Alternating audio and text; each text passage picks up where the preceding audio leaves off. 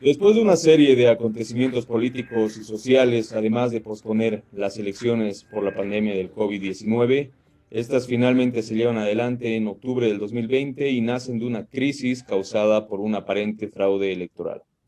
Está con nosotros Fernando Ávila, abogado, exdirector nacional jurídico del Tribunal Supremo Electoral. Ha participado como observador en procesos electorales de la región, puntualmente de Ecuador, Perú y Colombia. Es consultor de temas electorales para IDEA Internacional y el PNUD. Fernando, buen día. Muchísimas gracias, doctor.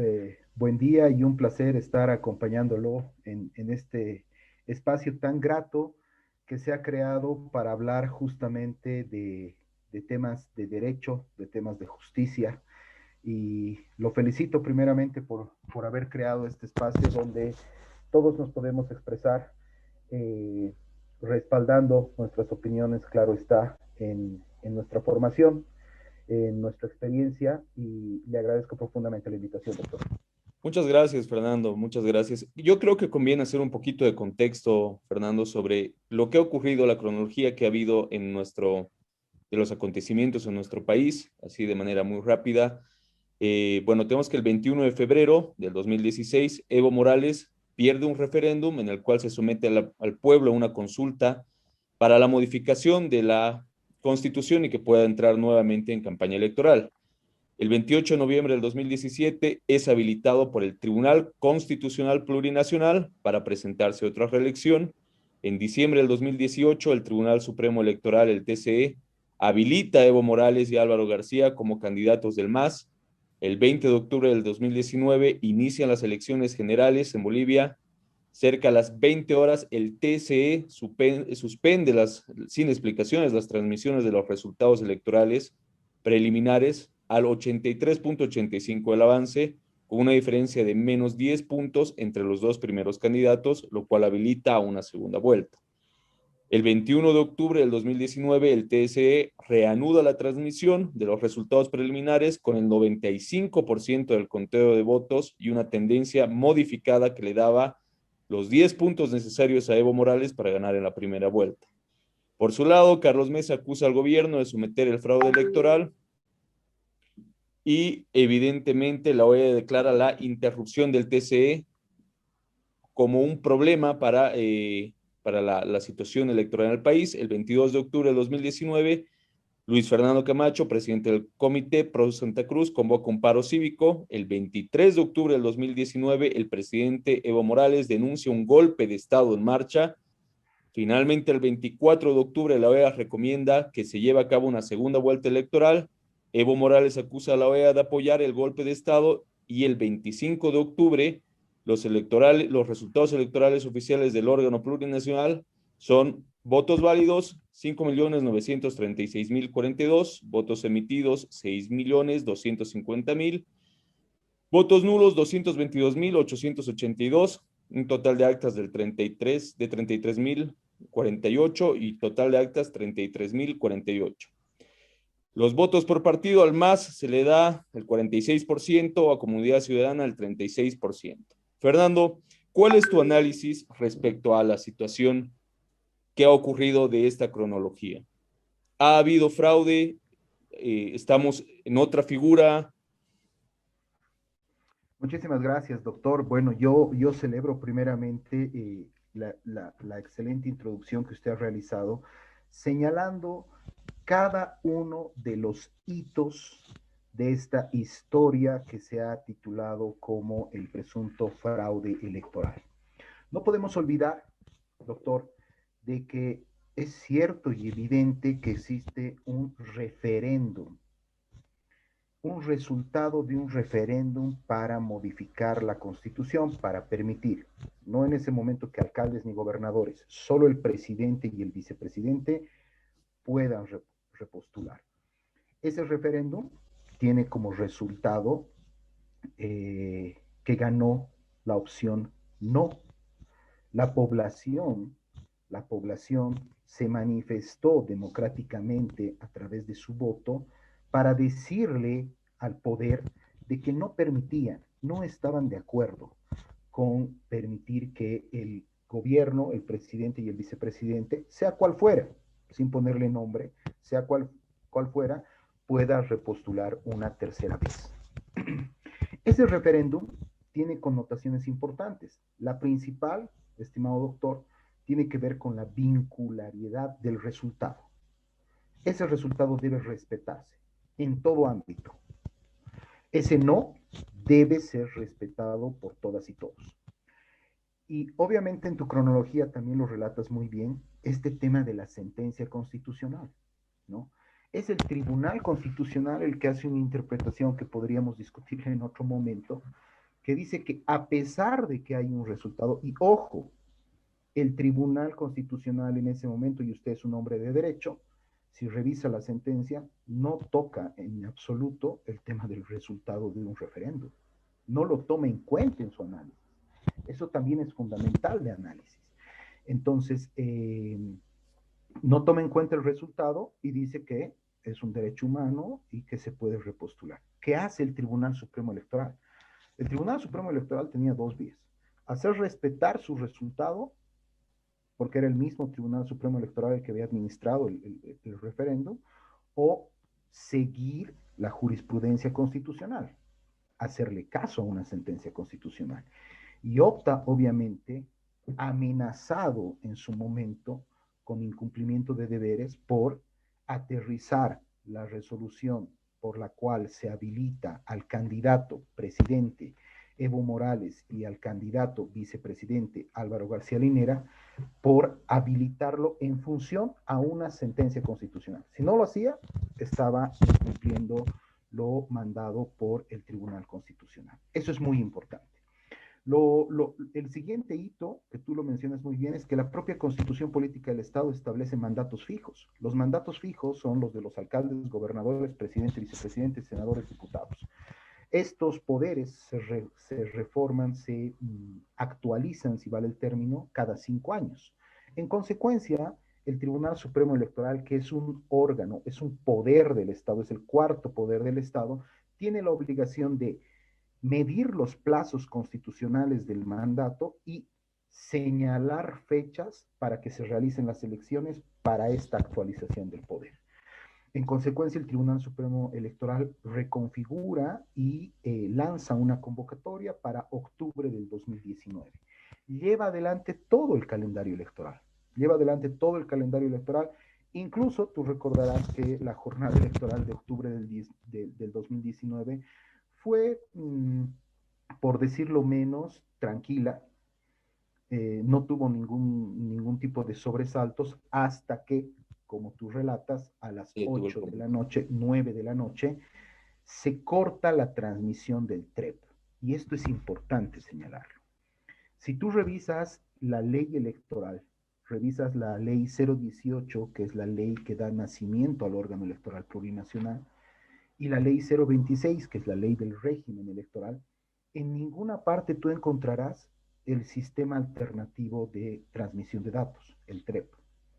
El TREP nace, y eso es bueno decirlo, no solamente en Bolivia, sino en la región, por sugerencias de distintos informes que realiza la OEA o la Unión Europea cuando observa elecciones en la región. Tú encontrarás desde el 2009 sugerencias en varios estados de la región donde le dicen a los tribunales electorales departamentales, a los órganos electorales que son los encargados de llevar adelante las elecciones, de consolidar la democracia, que es necesario que actualicen sus procedimientos y que le otorguen al ciudadano un sistema que le permita conocer, un sistema no oficial, eso hay que resaltarlo, un sistema no oficial que le permita a los ciudadanos conocer los resultados de manera más pronta. Porque recordarás tú de que la propia ley, en el caso boliviano, establece que los tribunales supremos, que el Tribunal Supremo Electoral y los tribunales electorales departamentales tienen hasta 7 días después de la elección para consolidar sus resultados. Eso es mucho tiempo.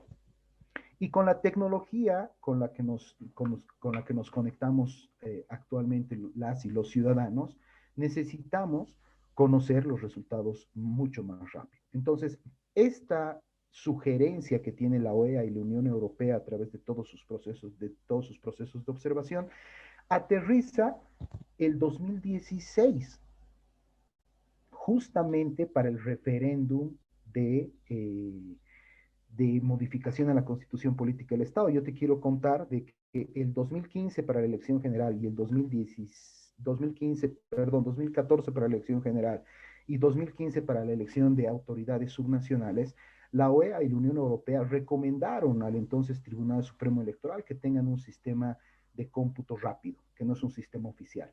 Y el 2016, bajo la presidencia de la licenciada Katy Uriona, ese Tribunal Supremo Electoral es la primera vez que aterriza el sistema TREP y le otorgan resultados a la ciudadanía 48 horas después de haberse producido el resultado del 2016.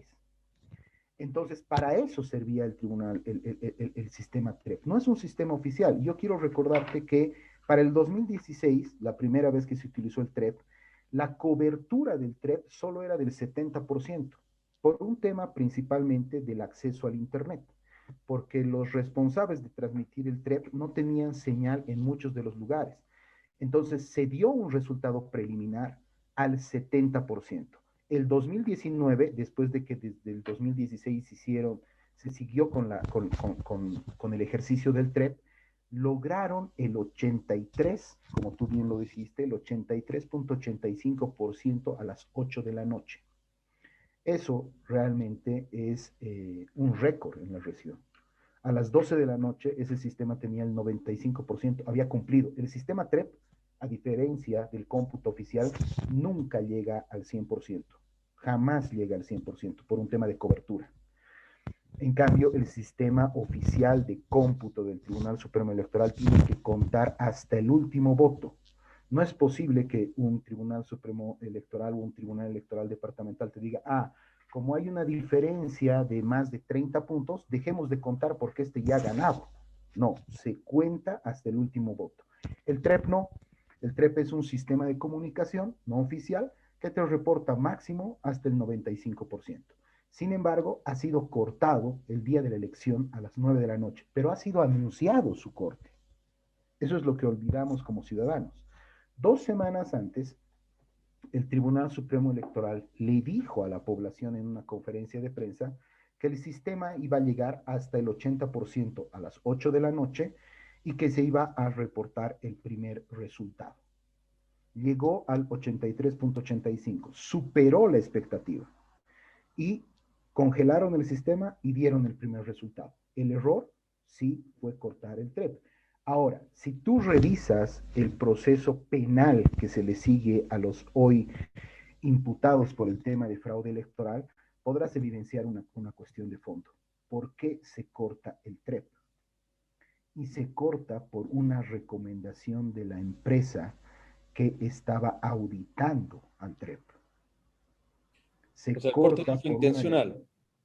O sea, No fue intencional. Fue una llamada del entonces auditor, el señor Andrade, que lo presentaron después como testigo clave, donde le dijo a la presidenta del Tribunal Supremo Electoral que el sistema TREP estaba siendo hackeado, estaba siendo eh, alterado, estaba sufriendo un ataque por Internet. Obviamente, la presidenta, al enterarse por voz, por llamada de este ciudadano de que el sistema podría haber estado siendo hackeado, después te explicaré el motivo por cuál la susceptibilidad, menciona y dice, pero entonces páralo. Si te dicen que tu computadora está en este momento con un virus, apagala. Entonces lo congela el TREP. Se reúnen en la DNTIC y él explica cuál la susceptibilidad de pensar de que el sistema estaba siendo hackeado. Y era simple, era lógica, era la primera vez que se estaba haciendo una auditoría al TREP. El señor tenía la susceptibilidad de que estaba llegando una enorme cantidad de datos al sistema TREP. Y era lógico, porque los cómputos en los colegios estaban cerrando y los operarios del TREP te estaban mandando en esa hora la mayor cantidad de datos. Él no lo entendía, decía, ¿cómo es posible que esta cantidad de datos esté entrando al servidor? Cuando se aclaró ese tema, y eso es importante decirlo, está en el segundo informe del señor Andrade, que después se desdice. En el segundo informe presentado al Tribunal Supremo Electoral para que le paguen su consultoría, dice, verificamos de que no hubo ningún ataque y yo autoricé y le dije al Tribunal Supremo Electoral que podían seguir al día siguiente. Verificó que las actas eran las que estaban entrando en mayor cantidad, descubrió que nunca hubo ningún tipo de hackeo y le dijo a la sala plena al día siguiente, al promediar las 11, 12 del mediodía, pueden reanudar el sistema TREP.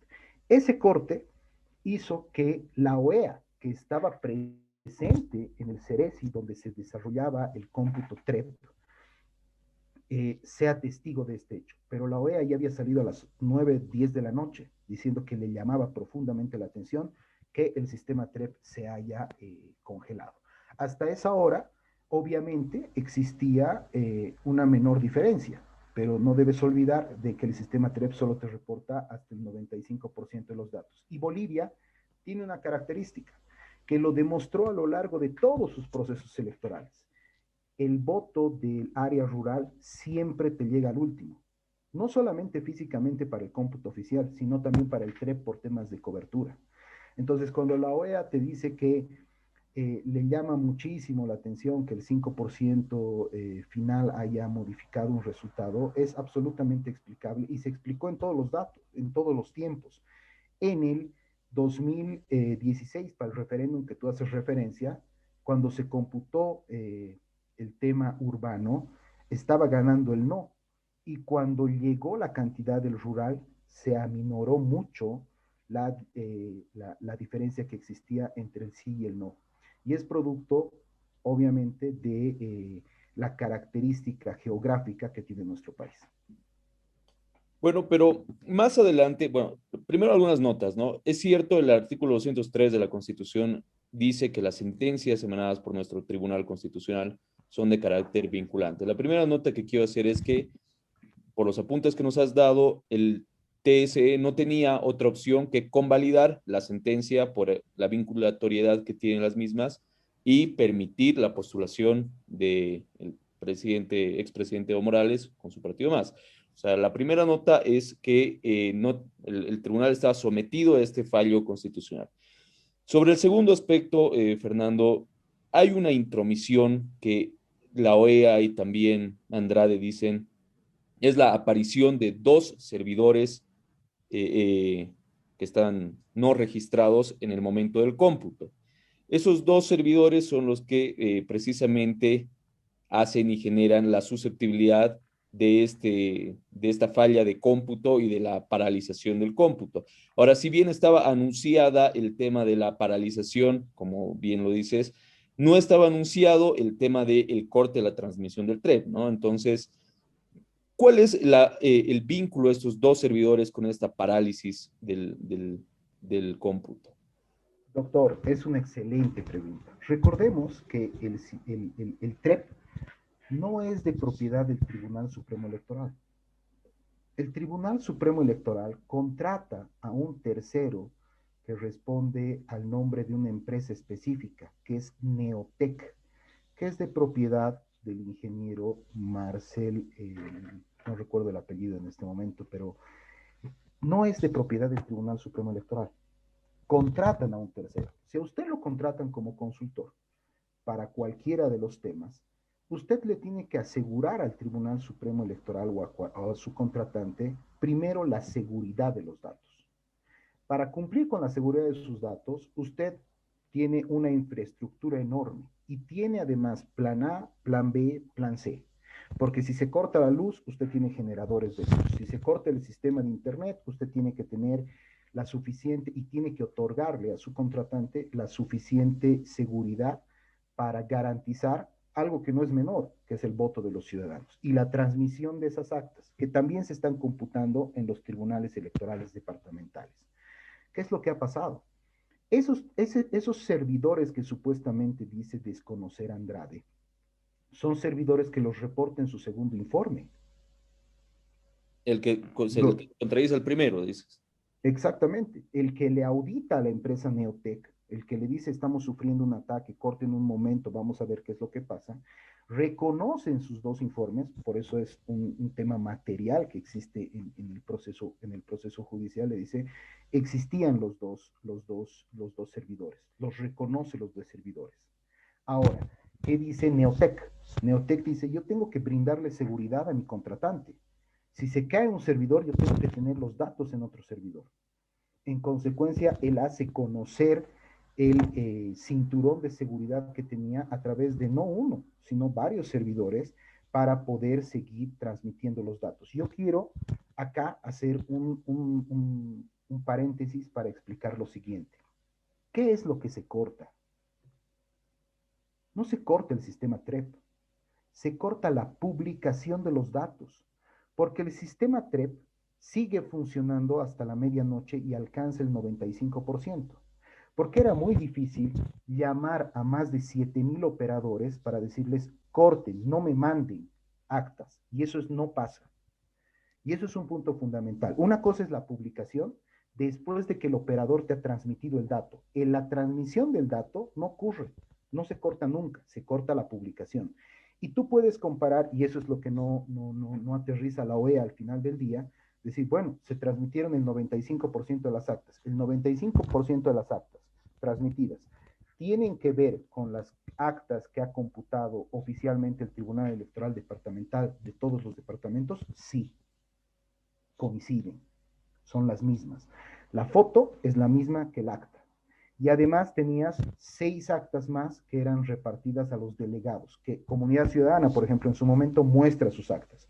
Esa acta que te muestra Comunidad Ciudadana es la misma que se computa en el Tribunal Electoral Departamental y es la misma que está en el TREP. En consecuencia, lo que le llama la atención a la OEA es el corte de la publicación, pero nunca se cortó la transmisión. Hay dos puntos fundamentales. El primero, yo creo que, bueno, hay una teoría de fraudes en teoría en el manejo electoral y la teoría principal del fraude que se ha manejado es este fraude de sistema que ha habido, ¿no? Por el tema de los servidores, por el tema del cómputo, pero más allá de eso hay un fraude también que se ha determinado y que también existe, que es este precisamente el fraude de hecho y el fraude relativo a las minorías relativas que tienen su participación a momentos del cómputo. Precisamente es este el punto en donde tú refieres que el cómputo de las actas que llegan desde los campos, desde el campo, desde el área rural, siempre es y tarda en computarse. Sin embargo, a momento de computarse, este supuesto fraude de sistema se relaciona y también ha tenido que ver en el informe de la OEA con la existencia de quema de actas, votantes en el extranjero que se sumaron y que incrementaron de forma agresiva sin tener registro el número de votos y que hubieron dos escenarios en realidad, que también está dentro del informe de la hora, la alteración y falsificación de firmas de jurados en el acta de conteos, que también tuvo que ver con el tema de que haya esta convulsión y se produzca esta convulsión. Recordemos que en el momento en donde se produce la convulsión, mucha gente inclusive encontró a personas con actas, con boletas quemadas, qué sé yo, pero eso puntualmente, esas quemas ya estaban computadas en primer lugar, ¿no? Y o sea, ya se habían computado y eso es cierto, pero sí había el tema de la falsedad y el tema de la desproporción de las actas contadas en el extranjero. ¿Y por qué lo menciono? Porque evidentemente, si bien el TREP no ha paralizado su conteo, sí ha habido un incremento desproporcional a momento de que se reanude la publicación. Entonces hablamos de dos momentos, ¿no? Primero el conteo y por otro lado, totalmente distinto, la publicación de esos datos que precisamente ha tenido vinculación con este tipo de conteo superior que ha habido extraordinario después de que ha habido el corte, ¿no? Entonces, Eh, ¿cuál es tu es opinión respecto a esas actas, porque está en el informe de la OEA y está en el proceso penal y que evidentemente eso sí se ha materializado, ¿no? Yo quiero recordarte qué es lo que ha pasado en la última elección. En la última elección ha pasado lo mismo que ha pasado en el 2019, con una gran diferencia. El 2019 sí hubo TREP, el 2020 suspendieron el TREP o el DIREPRE 24 horas antes. Y este país no ha ardido por eso. Ese es un primer elemento. El segundo elemento fundamental de tu consulta tiene que ver con que, si tú recuerdas, a las 11 de la noche, 12 de la noche del 20 de octubre del 2020, decían Unitel y decía Jubileo de que el candidato ganador de una elección era Luis Arce Catacora. Uno con el 50% y el otro con el 53%.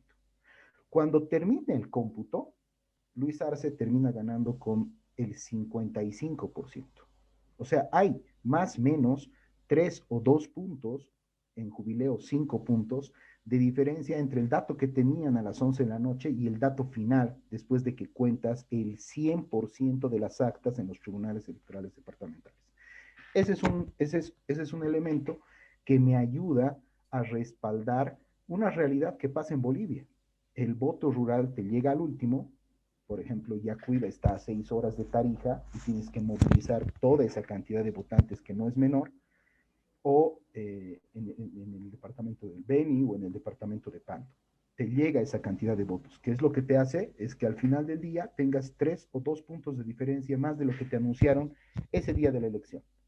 Ese es el primer elemento. El segundo elemento, que es algo fundamental que tú reconoces, es el tema de lo que vale en el acto electoral, lo que se cuenta en el acto electoral. No son, las papeletas se cuentan en los colegios, en los tribunales electorales departamentales se cuentan las actas y los delegados de las organizaciones políticas se llevan las actas. Los que firman las actas son los delegados y los jurados. En consecuencia, si hay falsificación, no es pues, y más como tú lo planteas en el exterior, los vocales electorales estaban en Bolivia.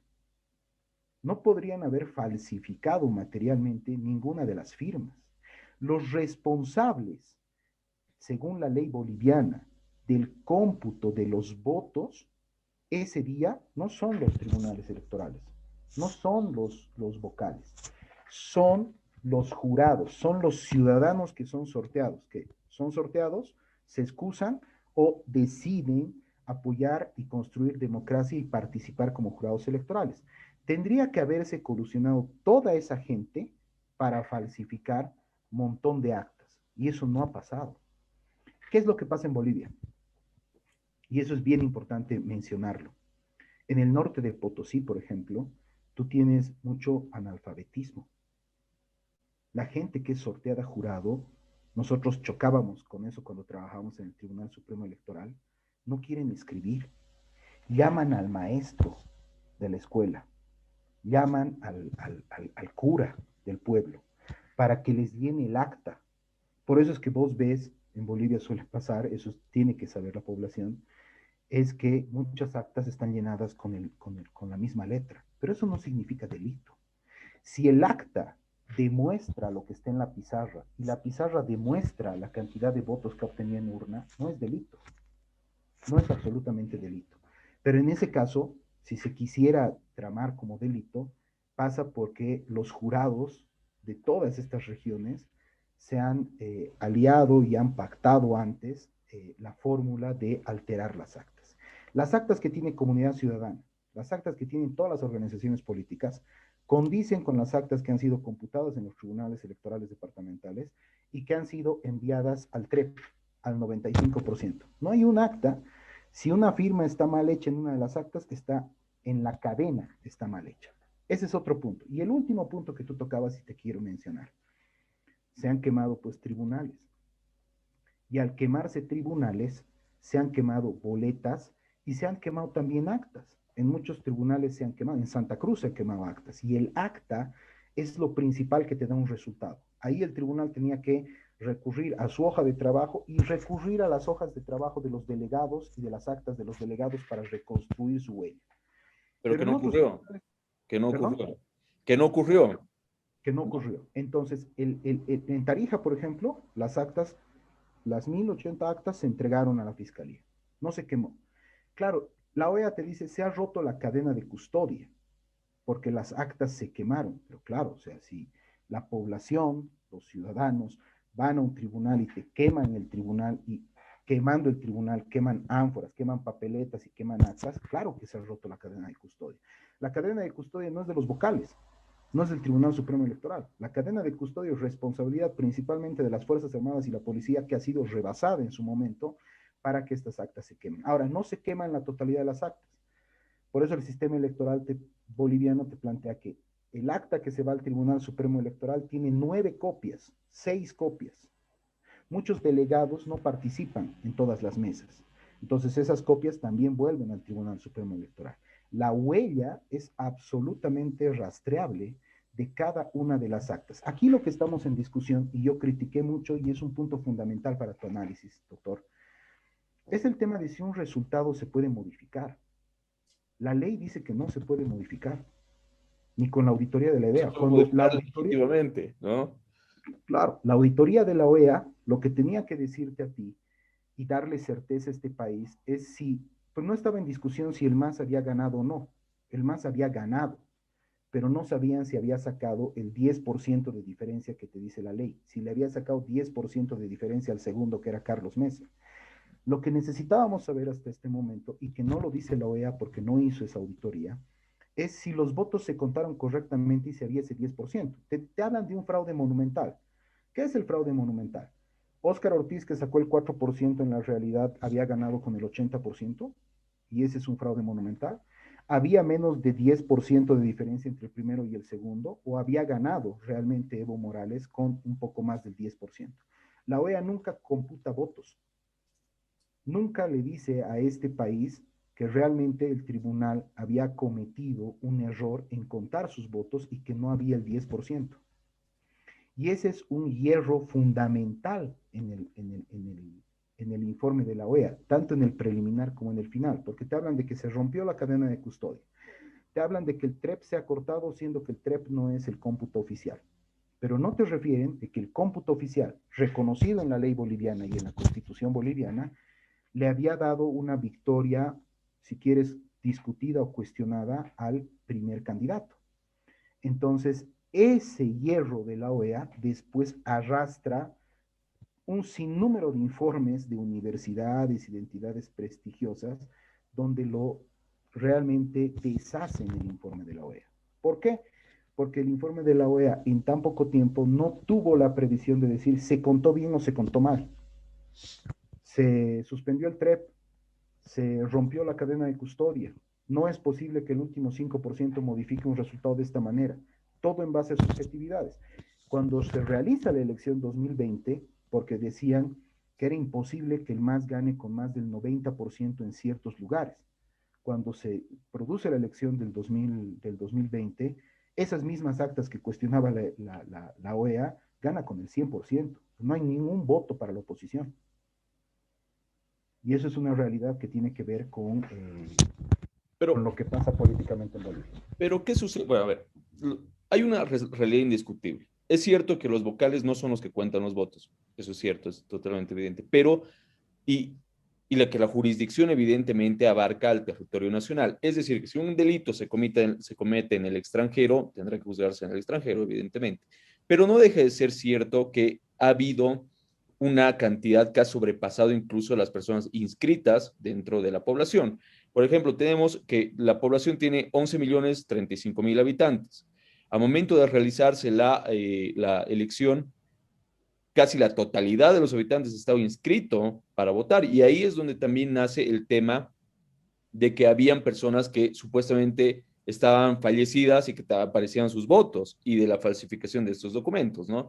Entonces, yo creo que evidentemente es un hecho que se tiene que investigar afuera, pero no deje de ser un elemento importante que ha acumulado votos en el momento del conteo y que ha rebasado los votos que, por así decirlo, estaban registrados. Más allá de eso, Fernando, y vamos un poquito a la base de la nota de la entrevista, el tema de la legalidad del fallo para que el MAS se pueda haber repostulado.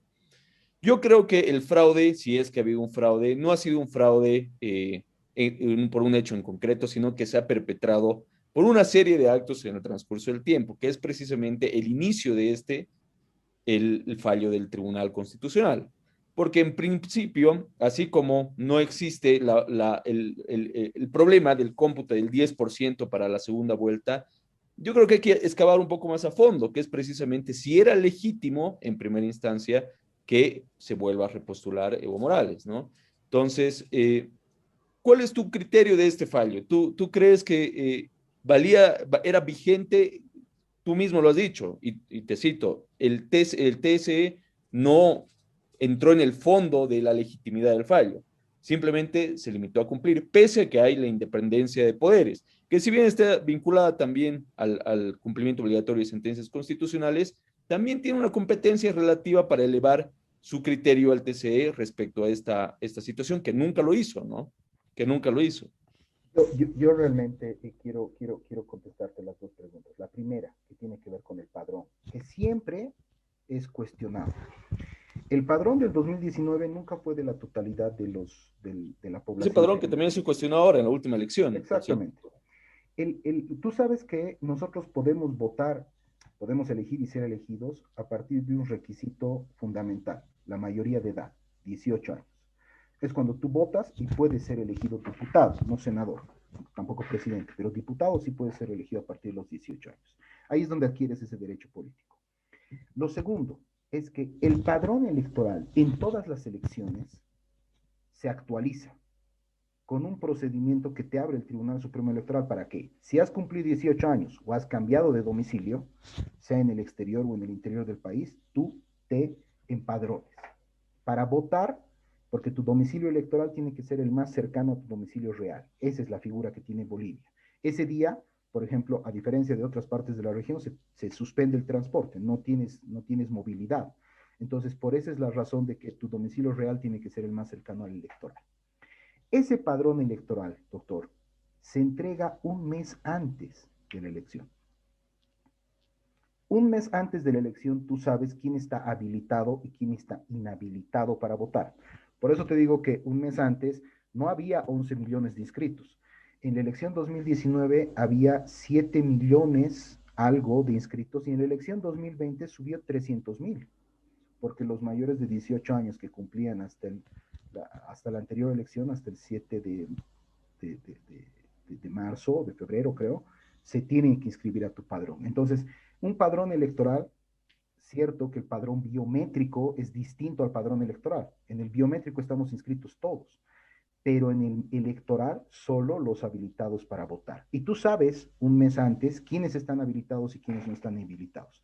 Si un familiar tuyo fallece en el transcurso de ese mes, claro que está habilitado para votar, porque no Pero has... había una exagerada habilitación de fallecidos entonces, ¿no? No, entonces, pero eso no significa que esos fallecidos votaron, ¿no?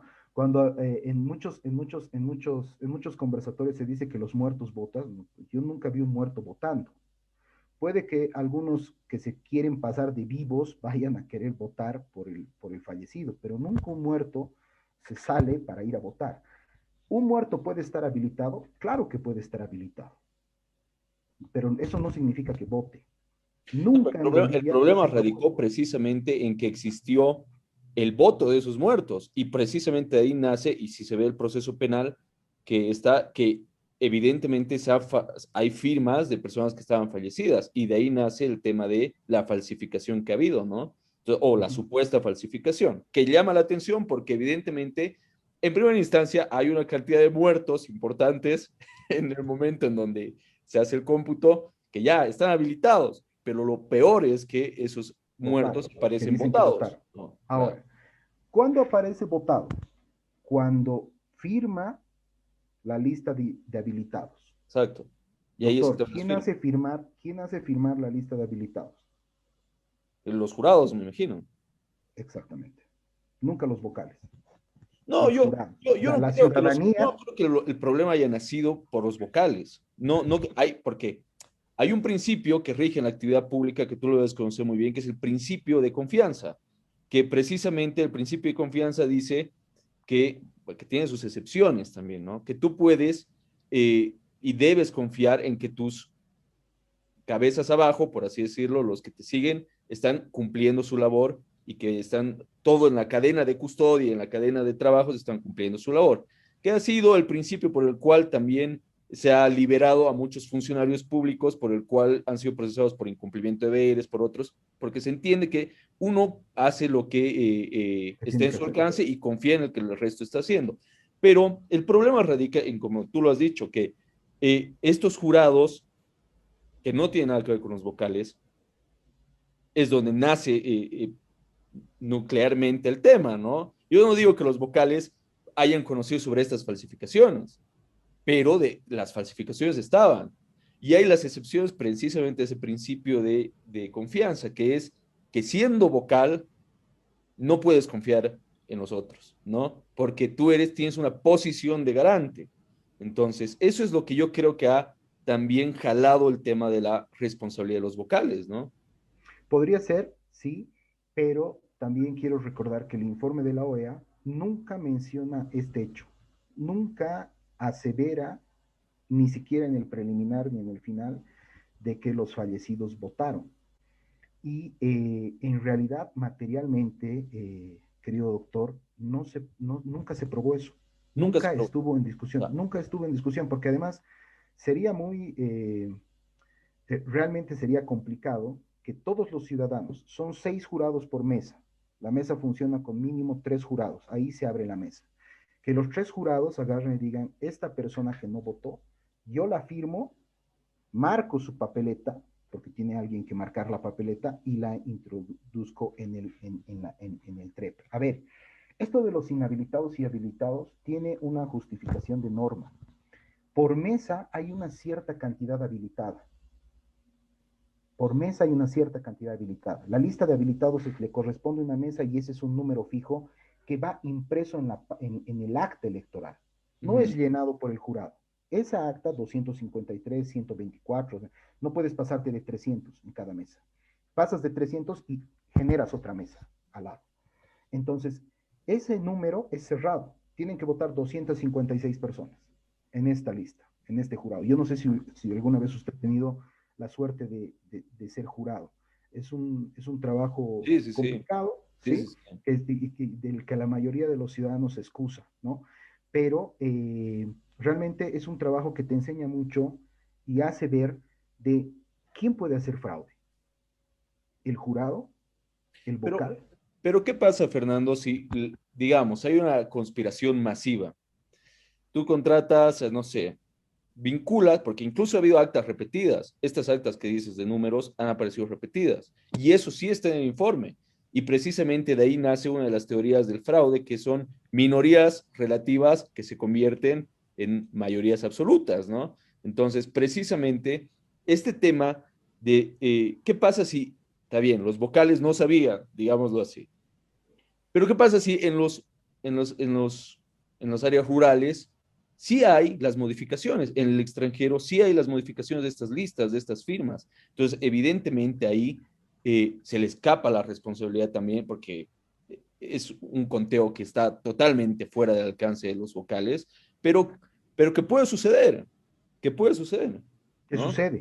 Que ¿Qué sucede, sucede? de hecho. ¿Qué Si bien sucede además, no? algo que sí es importante mencionar es que, ok, nunca se ha comprobado, porque desgraciadamente nuestro anterior gobierno también, en vez de dedicarse a comprobarlo, se dedicó a otras actividades, pero sí estaba en telediscusión, o sea, sí se puso dentro del proceso y sí estaba en telediscusión, pero, ok, nunca se comprobó. Pero responde también un poco y puede responder también, creo que tú concuerdas conmigo en eso, a esta desproporción que ha habido respecto al tema del extranjero, que como tú bien lo dijiste, no es responsabilidad de los vocales, pero y que está fuera del territorio, ¿no? Tú tienes una realidad en el exterior que creo que es importante que lo conozca la población. Son 33 países, en el caso boliviano, que están habilitados nuestros connacionales para votar en el exterior. De esos 36 países, el 92% de los electores está en 6 países. Estados Unidos, Brasil, Argentina, Chile, España e Italia. Ese es el peso que tiene esto. Y de esos 6 países, el 90% del electorado del peso electoral se encuentra en la Argentina. Por eso es tan Justamente, importante el voto en la Argentina. Y ahí es donde se han producido las observaciones. Primero, precisamente, precisamente. Primero, que en el exterior, a diferencia de Bolivia, si tú estás en Bolivia, el voto es obligatorio. Si tú eres boliviano y radicas en Argentina, tú no tienes la obligación de votar, porque no te van a restringir en un barco argentino que puedas ir a comprar, a cobrar, a cambiar un cheque. Pero en Bolivia sí es obligatorio. Tan difícil es en el exterior que si el voto no es obligatorio, ser jurado también es opcional, ¿no? Claro. Si quieres vas, si quieres no vas. Entonces, se produce esa elección en un contexto tan difícil en el exterior, donde tienes que invitar a los connacionales bolivianos, unos viven muchísimo, muy lejos, los centros de votación a veces te los tiene que habilitar el Estado argentino, te tiene que decir, te presto un estadio, no te presto una escuela. No, no, no, no, no Pero es que que vos votes. no puede ser usado como excusa, ¿no? Totalmente, totalmente. Ahora, que esas actas, ¿cómo te llegan esas actas? ¿Cómo cuenta el Tribunal Supremo Electoral esas actas? Y eso es bien importante. No las llega a ver físicamente nunca, porque están Claro, en Japón, están en claro. Argentina o están en España. Me Entonces, imagino que hay un termina puente el ahí, ¿no? acto electoral, claro, termina el acto electoral y le mandan una foto realmente al Tribunal Supremo Electoral. Y el Tribunal Supremo Electoral publica esa foto y lo que dice esa acta en foto, eso es lo que computa. Porque esa acta materialmente te llega 2 meses después de haberse realizado la elección por DHL. O Entonces sea, o no sea, la llega materialmente a desde tu ver. punto de vista, si ha habido una modificación de actas, si ha existido, no es responsabilidad del TC, No, de ninguna manera. pese a El tener acta que, pese a tener una posición de garante, digámoslo así, ¿no? Exactamente. El acta que ellos computan en el día, porque ya te digo, el acta físicamente llega 2 meses después y el Tribunal Supremo Electoral tiene 7 días para entregar un resultado. Claro. Le llega en foto. Y lo que ellos cuentan es lo que les dice la foto, lo que les dijeron los jurados en cada uno de los recintos en el exterior. Les dijeron, aquí ganó Comunidad Ciudadana, en el caso de España, por ejemplo, con Ujú, el 30%. Y ellos claro. computaron que en España ganó por 30%. El MAS en Argentina ganó con el 80%. Y ellos computaron que ganó con el 80%. Los tribunales electorales departamentales, y eso es bueno aclararlo, tienen una prohibición, y el Tribunal Supremo Electoral, por ley boliviana, la ley 026, no pueden cambiar los resultados que te traduce el jurado electoral. Y eso es importante decirlo. ¿Por qué? Porque en el último proceso electoral, se anunció inclusive en la página del Tribunal Supremo Electoral que estaban procediendo a desconsolidar resultados. ¿Por qué? Porque renunció Yanine Áñez, pero Yanine Áñez estaba en la papeleta. Y hubo un número, no sé si importante o no, que marcó esa papeleta por Yanine Áñez. Los tribunales electorales departamentales computaron ese voto para Juntos, creo que era su agrupación ciudadana. Pero cuando llegó al Tribunal Supremo Electoral dijeron, no, pues Juntos no está participando. Pero eso es Entonces, nulo, ¿no? esos datos tenemos que llevarlo a nulo, pero Claro. hace que toques el resultado. No podrías hacerlo, porque según la ley boliviana, el Tribunal Electoral Departamental y el Tribunal Supremo Electoral tienen que contar lo que hizo el jurado electoral, no pueden modificarlo. Solamente que se trate, que pasa en muchas elecciones subnacionales, de que los votos del alcalde los computas en la casilla del concejal por un error del secretario jurado. Y ahí hay una observación donde dicen, disculpen, ganó este, el voto del alcalde es este. En ese momento, cuando hay una observación en la casilla, recién un tribunal electoral departamental te puede modificar un resultado, pero con Para ir permiso del... cerrando, Fernando, te interrumpí y al final no respondimos el tema de cuál es tu opinión sobre el fallo de habilitación. Yo ahí tengo una línea que la mantengo desde un primer momento. El Tribunal Supremo Electoral tiene sus atribuciones y sus competencias bien marcadas en la Constitución y en su Ley 018. La única forma de que una decisión del Tribunal Supremo Electoral, que es la última instancia de decisión en materia electoral, pueda ser revisada es si esta decisión vulnera un derecho humano, como lo planteó el MAS en su momento. En consecuencia, yo considero que en un primer momento el Tribunal Supremo Electoral de ese entonces estaba en toda la atribución de rechazar la habilitación del presidente Morales en ese entonces y del vicepresidente, porque el Tribunal Supremo Electoral tenía a su favor algo que es fundamental, y que es que él había presentado un resultado del referéndum, más allá de su sentencia constitucional. Claro. Entonces tenía que hacer valer en el ámbito electoral su decisión, y su decisión era que en un referéndum había ganado el no. Por tanto, creo yo que tenían la posibilidad legal de no permitir su habilitación. Si después el presidente Morales consideraba que ese fallo de no habilitación en materia electoral del Tribunal Supremo Electoral le vulneraba, pues bueno, tenía la justicia constitucional para obligar al Tribunal Supremo Electoral de que lo Modificar su habilite fallo. posteriormente. Pero en un primer momento, yo creo que el Tribunal Supremo Electoral tenía que hacer respetar su independencia y que había sido custodio y había sido garante y había sido emisor de un resultado que no le permitía postular al presidente Morales. Bueno, yo creo que ese ha sido también el inicio de una serie de actos que ha terminado como terminó la situación, ¿no? Que ha hecho que concluya con una gestión de Morales que finalmente ha terminado saliendo por la ventana por un tema que es cierto, yo creo que más allá de la responsabilidad de los vocales, ha habido algún tipo de responsabilidad más abajo, ¿no? Entonces, que ha traído repercusiones y que ha generado inclusive a uno de los vocales cuando renunciaba, porque terminaron renunciando casi todos, si no todos, ¿no? De los vocales, dijo que había una presión política evidente y que evidentemente algo había pasado con los votos, ¿no? Entonces, eh, cierto es que si bien ellos no lo cuentan, sí tiene una posición de garante, ¿no? Sí tiene una posición que respalda este tema de su posición como vocales. Bueno, Fernando, se nos ha ido el tiempo, ha pasado volando, un episodio un poco más largo de lo común. Te agradezco, nos has aclarado muchísimas dudas. Eh, yo quiero dejar a la gente que con estas explicaciones determine si ha habido fraude o no, dónde se realiza el fraude de existir, porque finalmente yo creo que si ha habido un fraude, se ha llevado no en un determinado momento, ¿no? Sino que ha sido una campaña de cadenas de cosas que ha logrado el resultado que ha habido y el que considere que no ha habido fraude con la explicación, pues también está ahí, se respeta su posición, ¿no? Entonces, bueno, Fer, muchas gracias por tu intervención. Ha sido un placer tenerte en el programa y bueno, esperemos volvernos a encontrar y volvernos a conversar de nuevos temas.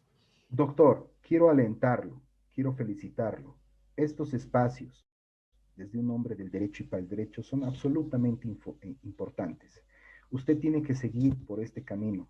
Realmente la labor que usted ha iniciado es una labor que nos sirve a todas y todos los que estamos en el ámbito del derecho para conocer, encontrarnos, comentar y contar lo que nosotros consideramos son nuestras verdades y que pueden ser cuestionadas en el marco del respeto desde todo punto de vista.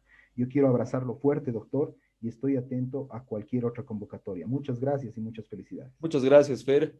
Bueno, nos despedimos de Fernando. Un fuerte abrazo. Gracias, Fer, por todas las aclaraciones. Te mando un abrazo.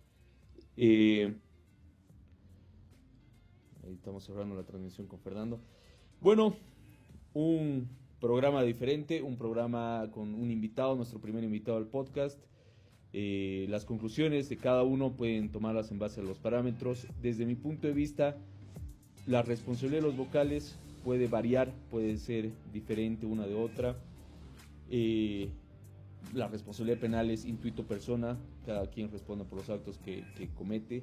Sin embargo, yo creo que ha habido una responsabilidad y un problema que se ha cernido desde lo más bajo, que es el conteo, las actas, y desde mi punto de vista esto ha determinado ya hecho que concluya